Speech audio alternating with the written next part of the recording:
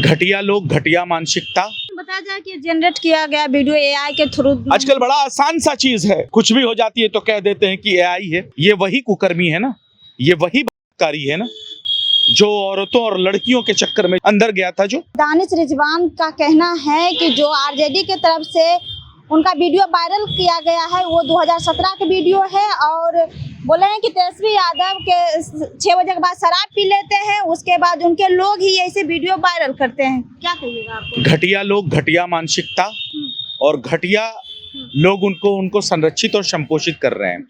जब बिहार में शराबबंदी कानून पूरी तरह से विफल है तो इस तरीके के बयान आएंगे, और जब भ्रष्टाचारियों को, बलात्कारियों को जब सत्ता के लोग संपोषित और संरक्षित करते हैं तो इस तरीके के बयान आते हैं। ये वही कुकर्मी है ना, ये वही बलात्कारी है ना जो औरतों और लड़कियों के चक्कर में जो बाहर गया था, यौन शोषण अपराध के अंदर जो बाहर गया था, अंदर गया था, जो ये वही लोग है ना।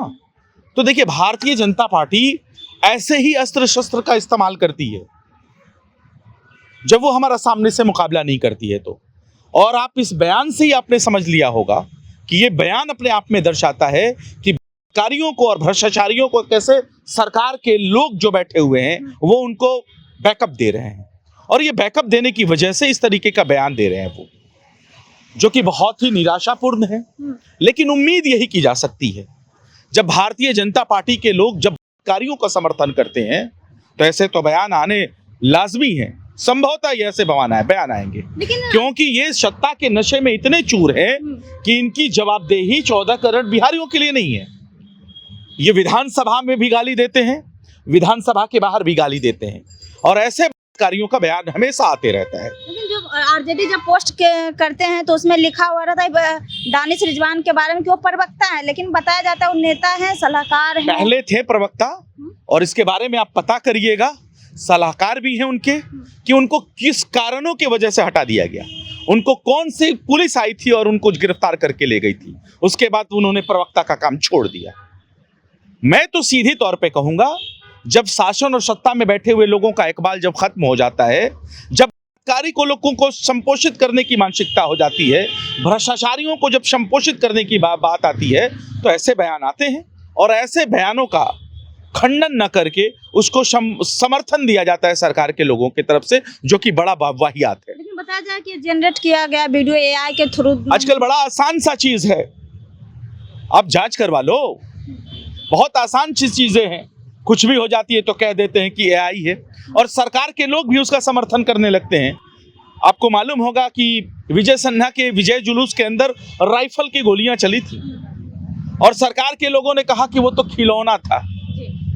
तो जब सरकार जब ऐसे लोगों का संरक्षण देती है, मैं बार बार कह रहा हूं, ऐसे लोगों को जब बचाना चाहती है तो ऐसे बयान आते हैं, क्योंकि यहां से बैठी हुई दिल्ली की सरकार ऐसे ही लोगों को तो शरण दे रही है। आप कारी हैं, आइए, आपका स्वागत है। आप भ्रष्टाचारी हैं, आइए, भारतीय जनता पार्टी में स्वागत है। आप परिवारवादी हैं, आइए, भारतीय जनता पार्टी में आपका स्वागत है। जितना भी कुकर्म करते हैं, जितना घटिया से घटिया आपको काम करना है, कुकर्म करना है, वो कुकर्म करिए, और आइए भारतीय जनता पार्टी के समर्थित सरकार में आके मिल जाइए, आपके सारे पाप धुल जाएंगे। इस तरीके का मशीन है उनके पास। क्या कहिएगा, बिहार के मुख्यमंत्री, अगला मुख्यमंत्री कौन हो सकते हैं? नीतीश कुमार तो राज्यसभा जा रहे हैं तो। सवाल ये है कि 1 महीने का लॉन्चिंग इवेंट चल रहा है निशांत कुमार को, बिहार की जनता कहाँ है? और जब इस प्रदेश के आदरणीय मुख्यमंत्री जी बार बार जब पलटी मार के इतिहास बनाते हैं 10 बार, और मुख्यमंत्री पद की शपथ लेते हैं, उसके बाद जो बेसिक स्ट्रक्चर है बिहार के लोगों का, जो उनकी मूल, जो उनको जो चाहिए, जो चीजें, शिक्षा और स्वास्थ्य, उसमें पिछड़ेपन में नंबर 1 पर है। तो आप 10 बार पलटी मारिए, मुख्यमंत्री बनिए, आप अपने बच्चे के लिए बढ़िया से बढ़िया लॉन्चिंग इवेंट करिए, लेकिन बिहार की 14 करोड़ आम आवाम तो ठगी है ना। बिहार की जनता की सुध कौन लेगा?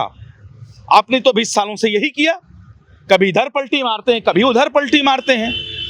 कल तक परिवारवादी बातें करते थे कि अपने परिवार को बढ़ाया, आज लॉन्चिंग इवेंट करते हैं, परिवारवाद की पुड़िया गटक जाते हैं। सास बहू दामाद समधन आपको नहीं नजर आती है, चाचा भतीजा तो दूर की बात है। नेशनल दामाद आयोग आपको नहीं नजर आता है, तो आप समाजवादी का चोला ओढ़ के समाजवाद की तो बातें करते हैं, लेकिन हकीकत यही है कि आरएसएस को आप मजबूत करते हैं, मोहन भागवत को मजबूत करते हैं, जिनका रजिस्ट्रेशन भी नहीं है, वो राष्ट्र के नाम पे हजारों करोड़ की फंडिंग लेते हैं। ऐसे लोग बिहार का मुख्यमंत्री डिसाइड करेंगे कि मुख्यमंत्री कौन होगा। आप कहते हैं समाजवाद और भारतीय जनता पार्टी कहती है रबर स्टाम्प। अच्छा, गिरिधारी यादव को लेकर क्या कहिएगा? उनकी सदस्यता रद्द करने के लिए अपील किया गया है। तो शाम्भवी चौधरी की भी सदस्यता रद्द होनी चाहिए ना। उनके पिताजी अशोक चौधरी किसी और पार्टी में, उनकी बेटी किसी और पार्टी में, और आरएसएस का कोटा बिहार में उनके दामाद के लिए लागू हो जाता है। तो ये सब बेशर्मी की हद हो चुकी है। देश की जनता देख रही है, देश की जनता मालिक है। हकीकत यही है कि बिहार की जनता ने ऐसा जनादेश नहीं दिया। मैनिपुलेटेड तरीके से इस तरीके का जनादेश लाया गया कि जनता दल यूनाइटेड को ठिकाने लगा सके और एक रबर स्टैंप को बिठाया जा सके। पूरे देश में एक रबर स्टैंप का काम कर रही है भारतीय जनता पार्टी, और विदेशों में रबर स्टैंप का काम कर रहे हैं नरेंद्र मोदी जी, जो इजराइल को मदरलैंड और फादरलैंड कहते हैं, अमेरिका को। तो ऐसे लोग जब बैठेंगे तो जाहिर सी बात है इनका इतिहास माफी वीरों का है, इनका इतिहास माफी नामे का है, देश को भी गिरवी रखेंगे। पीएम मोदी तो बोले हैं कि जिस तरह लॉकडाउन से हम लड़े, ये भी समय से लड़ना होगा।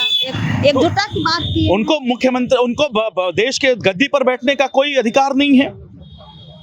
जब वो आत्मनिर्भर की बात करते हैं तो आप भी आत्मनिर्भर हो जाइए। आपको प्रधानमंत्री की कुर्सी पे बैठने का क्या औचित्य है? जब देश की जनता लॉकडाउन के अंदर ठोकरें खाएं, नोटबंदी के लाइनों के कतारों में बैठे, आप एक मास्क, एक सैनिटाइजर नहीं दे सकते, तो आप आत्मनिर्भर हो जाइए। बिहार की देश की जनता और देश की जनता किसी और को पीएम बना देगी। बड़ा बेहतर है चीज।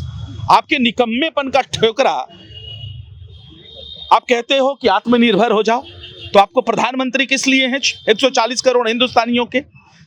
जब देश का, बिहार का जब आदमी जब ऐसे ही पलायन करेगा, आत्मनिर्भर तो है ही है, मेहनत करेगा, 2 वक्त की मजदूरी करेगा, तो आप किस लिए बैठे हैं? सवाल ये है। यानी कि आप नकारा है, निकम्मे हैं, तो आपको गद्दी छोड़ देनी चाहिए। जी, बहुत बहुत धन्यवाद। मेरे साथ आरजेडी के प्रवक्ता आरजू खान जी थे। बाकी सभी बातचीत पर आपकी क्या राय, कमेंट बॉक्स में जरूर बताइएगा। धन्यवाद।